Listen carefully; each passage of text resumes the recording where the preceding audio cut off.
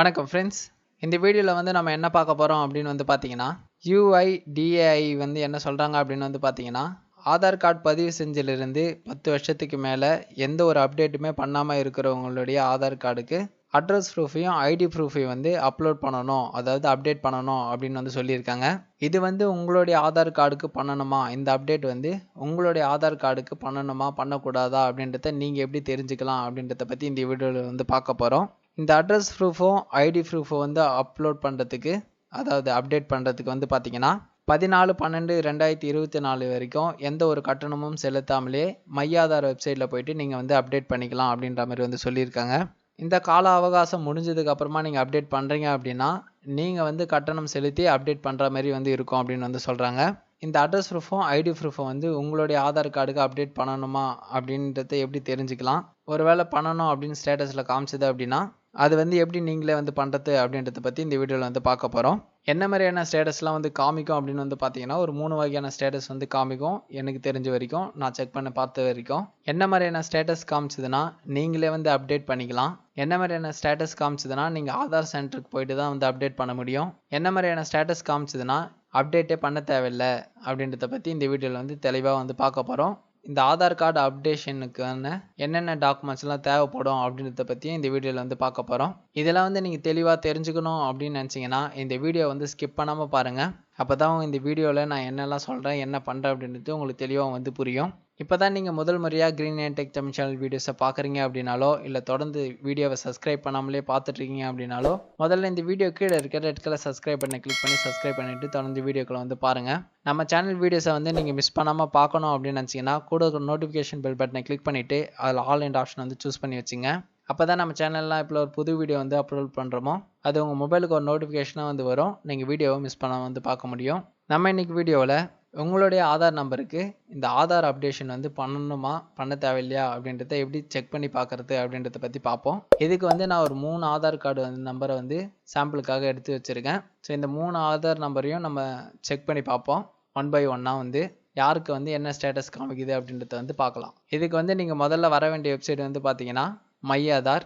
நீங்கள் உங்களுடைய ப்ரௌசரை வந்து ஓப்பன் பண்ணிவிட்டு அதில் கூகுள் வந்து சர்ச் பண்ணிங்க. கூகுளில் myadar.uidai.gov.in அப்படின்ற வெப்சைட்டை வந்து சர்ச் பண்ணுங்கள். அதில் ஃபஸ்ட்டாக வர லிங்கை கிளிக் பண்ணிங்க அப்படின்னா மை ஆதார் வெப்சைட்டோடைய ஹோம் பேஜுக்கு வந்து வருவீங்க.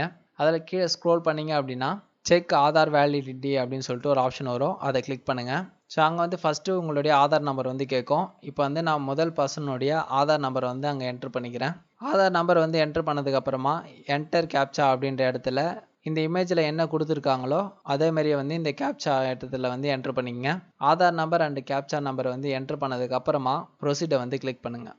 இப்போ வந்து இந்த ஆதாருக்கான ஸ்டேட்டஸ் வந்து ஷோ ஆகும். அதில் கீழே வந்து பார்த்தீங்கன்னா ஒரு நோட்ஸ் வந்து கொடுத்துருப்பாங்க. This Aadhaar number required document proof of identity proof of address update அப்படின்னு கொடுத்துருப்பாங்க.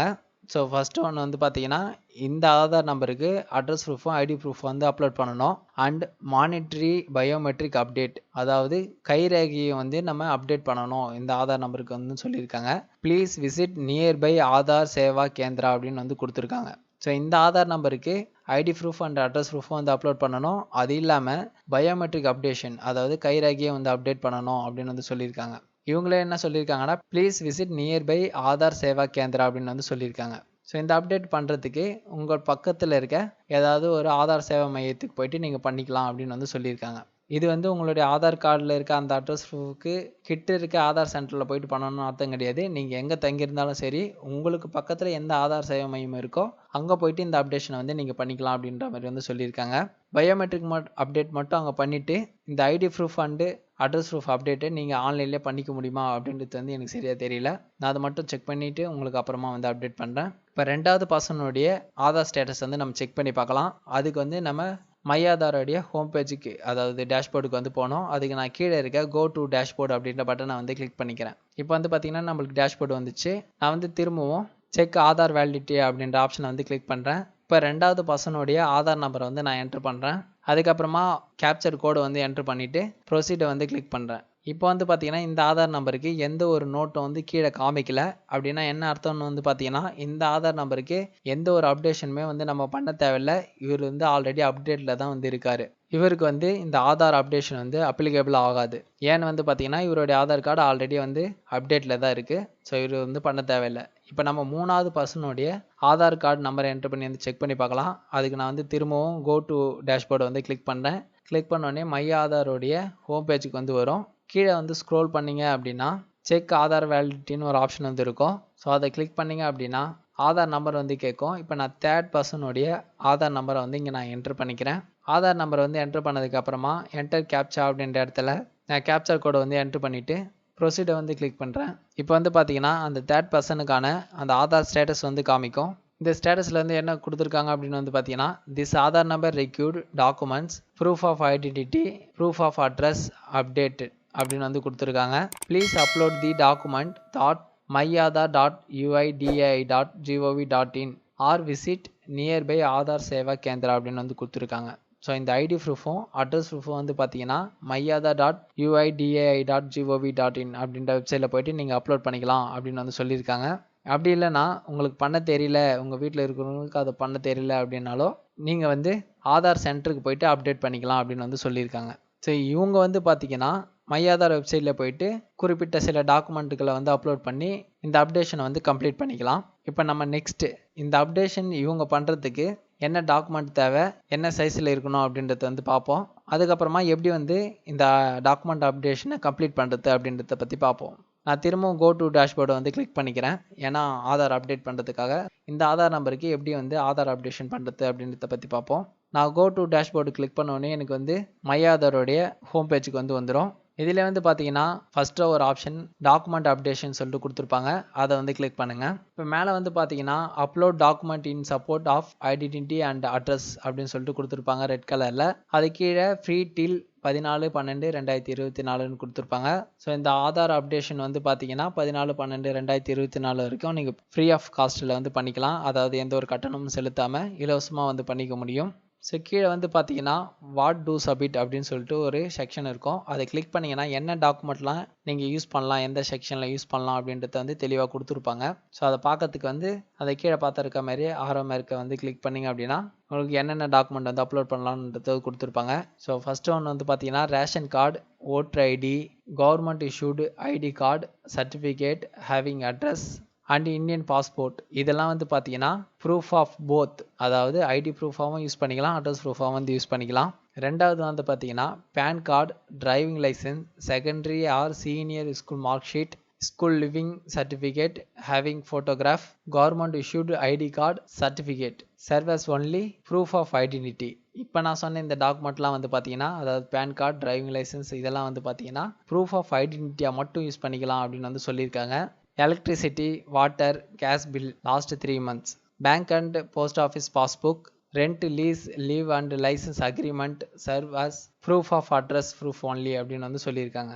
அதாவது இந்த electricity bill, gas bill, bank passbook இதெல்லாம் வந்து பார்த்தீங்கன்னா நீங்கள் அட்ரஸ் ப்ரூஃபாக மட்டும் வந்து பயன்படுத்திக்கலாம் அப்படின்னு வந்து சொல்லியிருக்காங்க. இப்போ நம்ம இந்த ஆதார் அப்டேஷனில் 2 விதமான ப்ரூஃப் வந்து அப்லோட் பண்ணணும். ஒன்று அட்ரஸ் ப்ரூஃப், ஒன்று ஐடி ப்ரூஃப். நீங்கள் வந்து இந்த ரெண்டுத்துலேயுமே address proof and ID proof ரெண்டுத்துலேயுமே ஒரே டாக்குமெண்ட்டை கூட வந்து அப்லோட் பண்ணலாம். அது என்ன டாக்குமெண்ட்ஸ் வந்து பார்த்தீங்கன்னா ரேஷன் கார்டு, ஓட்டர் ஐடி, இல்லை government issued ID card, certificate having address, இல்லை இந்தியன் பாஸ்போர்ட். இந்த டாக்குமெண்ட்டில் எதனா ஒன்று வச்சுருக்கீங்க அப்படின்னா நீங்கள் போத்தில் வந்து அப்லோட் பண்ணிக்கலாம். அதாவது ஐடி ப்ரூஃபாகவும் அப்லோட் பண்ணிக்கலாம், அட்ரஸ் ப்ரூஃபாகவும் வந்து அப்லோட் பண்ணிக்கலாம். என்கிட்ட இந்த டாக்குமெண்ட்லாம் இல்லை, இந்த ரெண்டுத்துலையும் அப்லோட் பண்ணுறோம் சொல்கிறேன் இல்லையா, அந்த டாக்குமெண்ட்லாம் இல்லை அப்படின்னா நீங்கள் பேன் கார்டு, டிரைவிங் லைசன்ஸ், இல்லை வந்து செகண்டரி இல்லை சீனியர் ஸ்கூல் மார்க் ஷீட்டு இருக்குது அப்படின்னா நீங்கள் அதை வந்து ஐடி ப்ரூஃபாக வந்து அப்லோட் பண்ணிக்கலாம். அதேமாதிரி gas bill, water bill, gas bill, bank passbook, இல்லை ரெண்டல் அக்ரிமெண்ட்டு இதெல்லாம் இருக்குது அப்படின்னா நீங்கள் இதை வந்து அட்ரஸ் ப்ரூஃபில் வந்து அப்லோட் பண்ணிக்கலாம் அப்படின்னு வந்து சொல்லியிருக்காங்க. ஹவு டு சப்மிட் அப்படின்ற ஆப்ஷனை கிளிக் பண்ணி பார்த்தீங்க அப்படின்னா இதை வந்து எப்படி சப்மிட் பண்ணணும் அப்படின்ற இன்ஸ்ட்ரக்ஷன் வந்து கொடுத்துருப்பாங்க.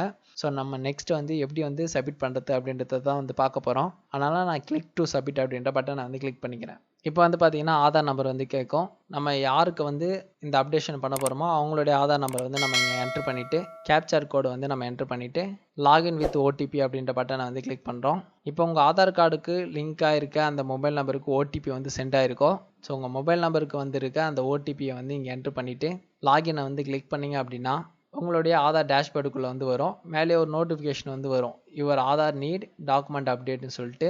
Kindly click here to upload proof of identity and address proof அப்படின்னு வந்து கொடுத்துருப்பாங்க. ஸோ அங்கே இருக்க அந்த ஹேரை வந்து கிளிக் பண்ணிங்க அப்படின்னா உங்களுக்கு டாக்குமெண்ட் அப்லோடிங் பேஜுக்கு வந்து போகும். அப்படி போகலை அப்படின்னா சர்வீஸுக்கு கீழே டாக்குமெண்ட் அப்டேட்னு ஃபஸ்ட்டு ஒரு ஆப்ஷன் கொடுத்துருப்பாங்க. ஸோ அதை வந்து கிளிக் பண்ணுங்கள். இப்போ வந்து objectives of document update service அப்படின்ற ஒரு செக்ஷன் வந்து வரும்.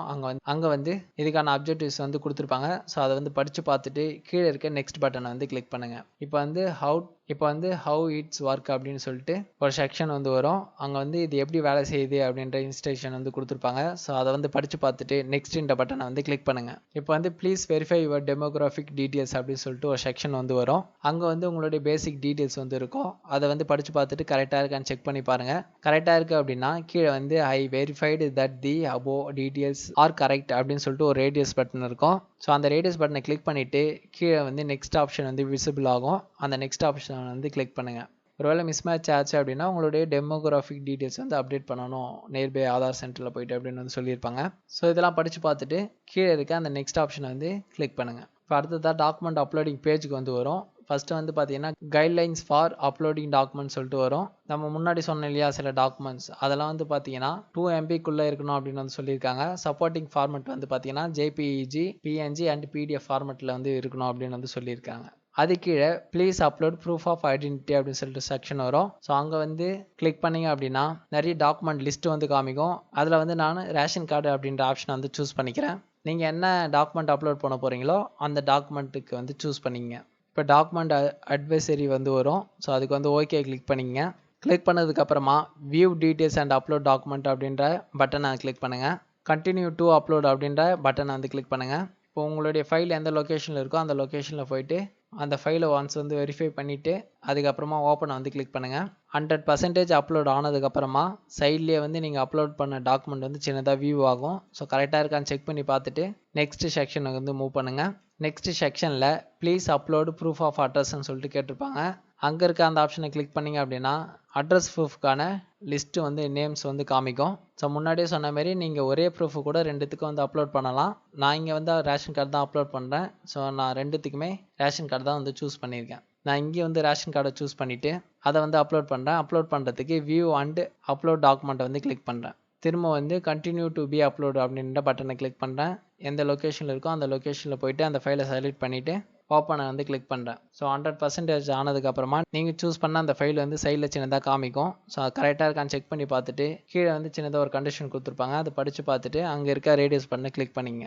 இப்போ வந்து ஒரு நோட்டிஃபிகேஷன் வந்து வரும். Please confirm your demographic details in the document exactly match with your demographic details இன் ஆதார் அப்படின்னு சொல்லிட்டு இதை கன்ஃபார்ம் பண்ணால் ஓகே வந்து கிளிக் பண்ண சொல்லும். ஸோ இதுக்கு வந்து ஓகே வந்து கிளிக் பண்ணிங்க.